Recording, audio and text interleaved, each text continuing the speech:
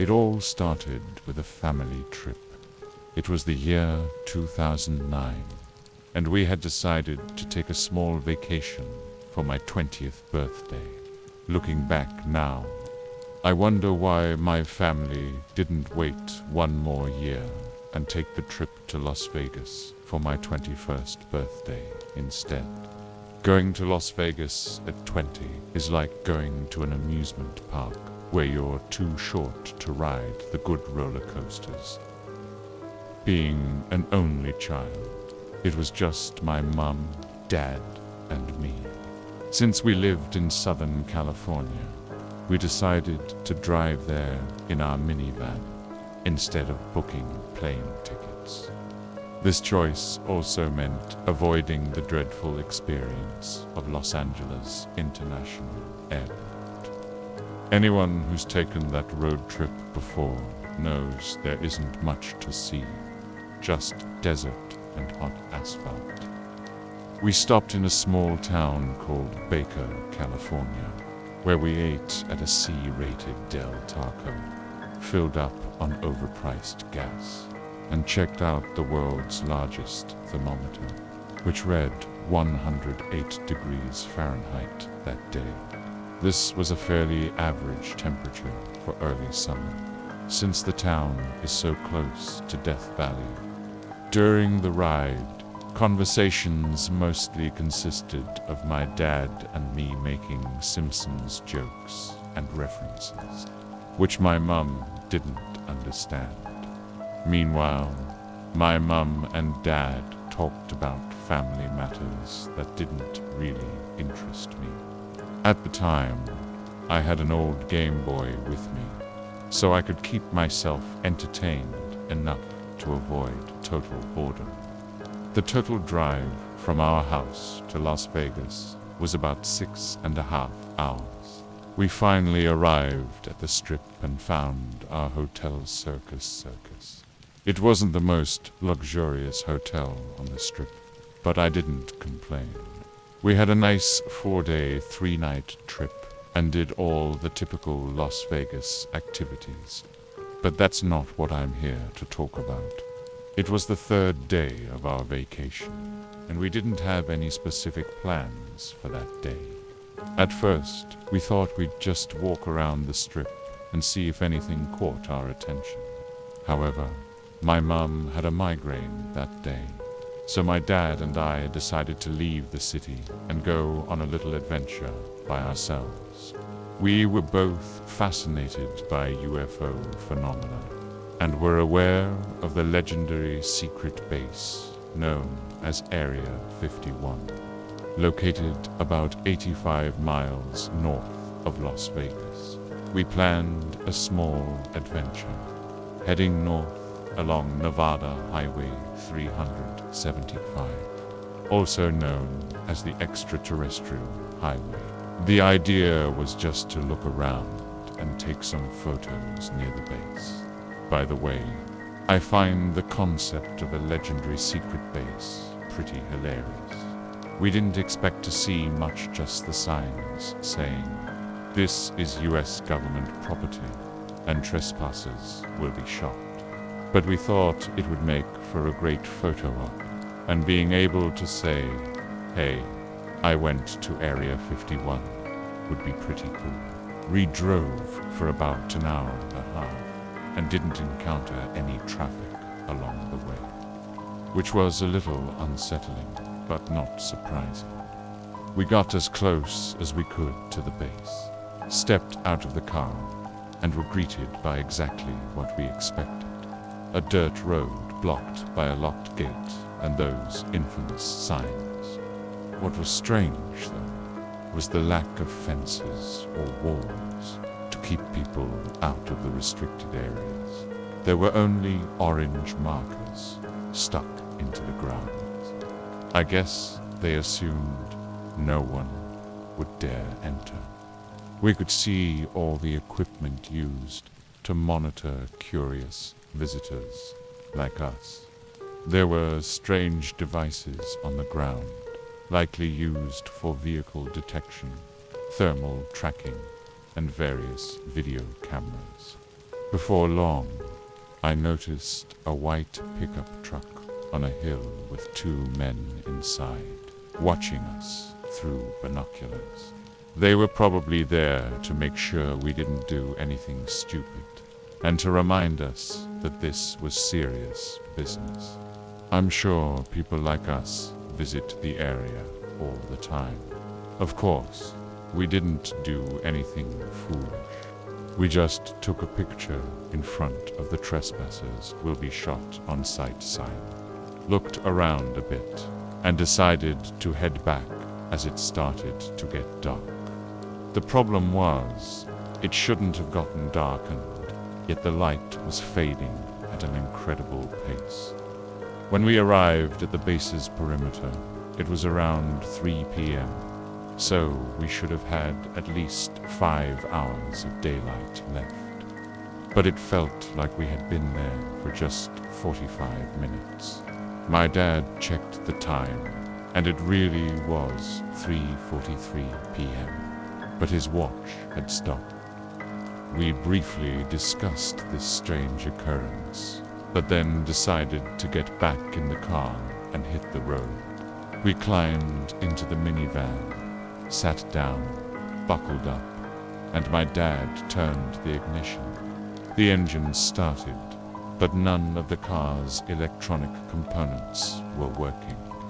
The headlights, radio, and digital clock were completely dead. At this point, we were starting to panic. The car was fully functional in terms of driving, but our headlights weren't working, and the sun was quickly dipping behind the mountains. The decision we made was to drive as fast as possible while we still had visibility. If the police pulled us over, that would actually be the best case scenario, because at least we'd get some help.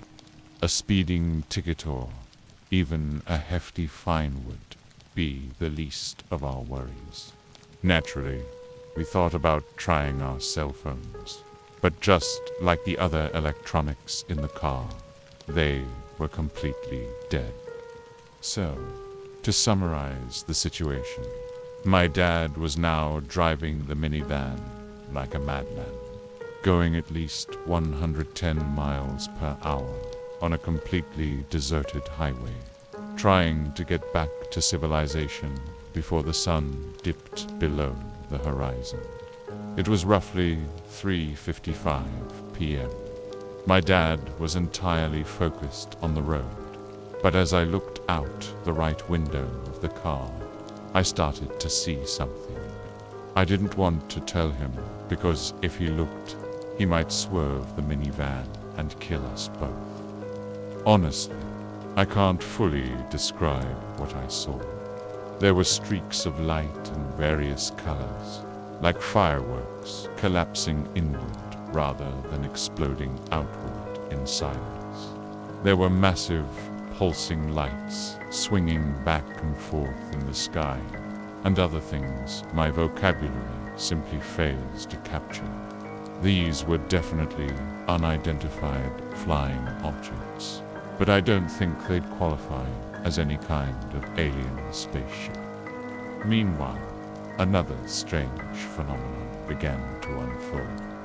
The sun, which had been rapidly disappearing behind the mountains, suddenly stopped setting. It was bizarre.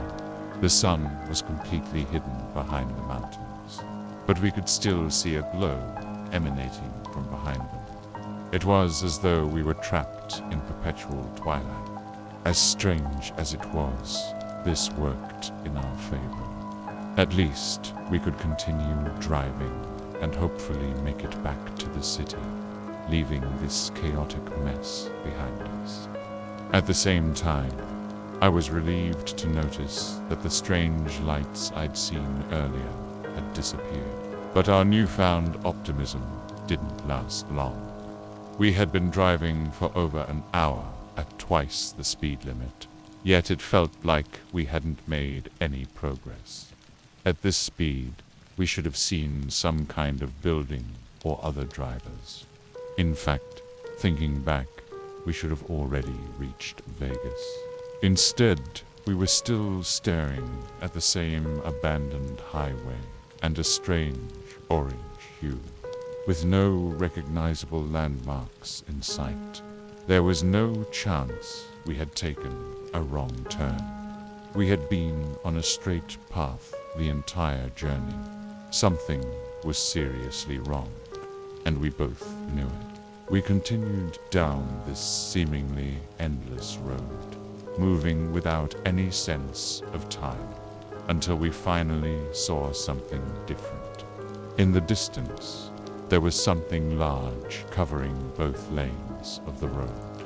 As we got closer, we realized it was several large vehicles, 2 massive Humvees and a single tarp-covered personnel carrier. As we approached, my dad began to slow down.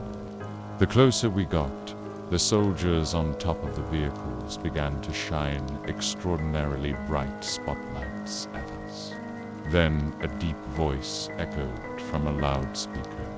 "Turn off your engine and keep your hands where I can see them." Of course, we complied. My dad turned off the car, and we both held our hands out of our windows. That's when I began to see the soldiers. They seemed to be wearing standard military uniforms, but because of the bright lights, they were heavily silhouetted. What struck me as odd was that they all wore gas masks. Something was clearly off about this situation. Nothing about this made sense. Why were they blocking the road away from the base? Why was the sun seemingly frozen just beyond the horizon? And what were those lights I had seen before? I counted 6 soldiers of various sizes and builds. They all carried standard M4 assault rifles.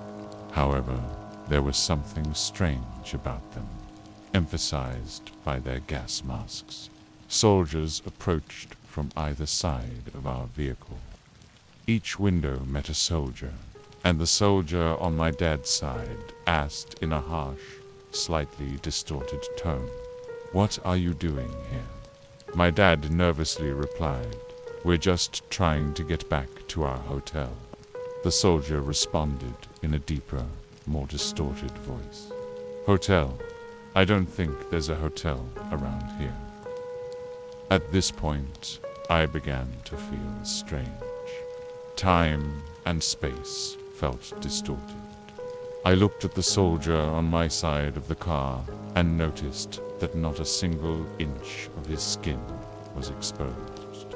I looked into his eyes, and suddenly thousands of images began to flash in my mind, all at once, accompanied by a cacophony of voices echoing in my ears. I had never experienced anything so intense and overwhelming in my life, and I likely never would again. I used all my energy to keep my consciousness awake, but I couldn't hold out for long. In the next moment, it was early morning. The sun had set as usual and had risen again. My dad and I regained our awareness. We were still in our car, and now the vehicle was moving. But all the electronics were working properly. We were turning onto the street leading to our hotel. It seemed my dad had driven the entire way back, but didn't remember a thing. He told me he had the same experience as I did, and had lost consciousness at the same time as me. The clock on the radio showed 6:18 a.m., while my dad checked his analog watch, which read 1:15 a.m. There was more than a 5.5-hour discrepancy, but the watch was working again. Neither of us knew what to say to each other.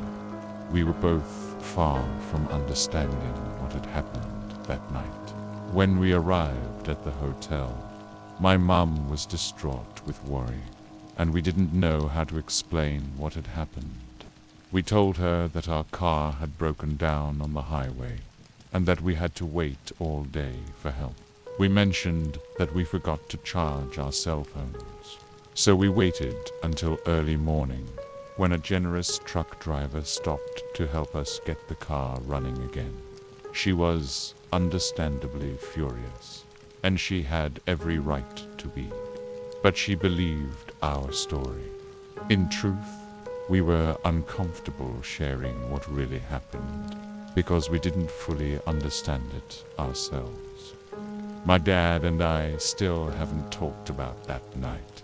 I won't attempt to explain what occurred. Maybe we saw something we weren't supposed to, or perhaps the desert sun plays strange tricks on your mind. I'll leave you with this little piece of advice. If you pursue the mysterious, when you find it, you won't have anyone else to blame.